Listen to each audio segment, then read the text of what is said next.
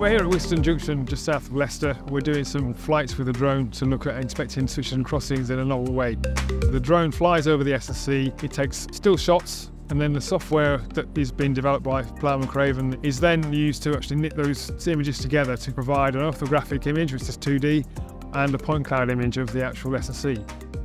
The images are really large. Each image could be hundreds of megabytes in size, and we would get sub-millimetre pixels on the image. And that allows us to spot even hairline cracks within the rail. We're looking at detail that no normal human could ever spot in their walkthrough inspections.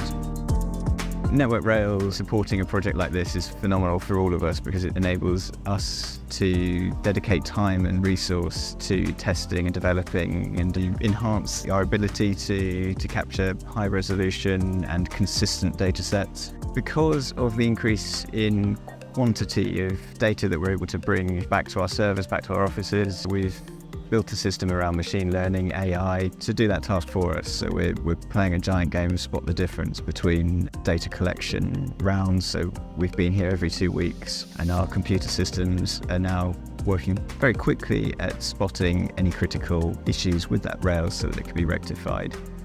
The footage itself is going to be enabling us to take measurements when we look at track gauge, for example, and also look at images to actually compare one inspection with another.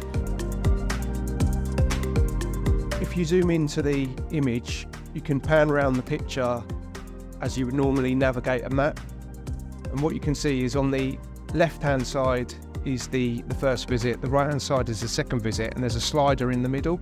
The slider shows you the differences between the two images that were captured on different dates. And if I zoom into where I've added a flag, you can actually see that the clip has moved. If I turn off the image recognition, you can clearly see that the clip has actually been changed. We can use photogrammetry techniques to convert the images into a point cloud. This then allows us to model the data into 3D models, and this is effectively a 3D viewer of the point cloud that we've collected. So you can see my camera position is in the view, and I can navigate around the scene. This allows the user to do various things, but the main points would be to measure distances, take coordinates of locations, but perhaps the most significant use case for it is if I zoom out, I can actually activate the UAV images that were actually taken on site. But what this allows us to do, if I remove our measurement tools, is we can hover over the image and it will project the image boundary onto the ground. So in this location here, say I wanted to read this label that's on this box, I can come back up to the images and say, well, that image there holds the information for that box. So if I click on the image, it will put me in a viewer where I can then zoom into the image and read that label within the box.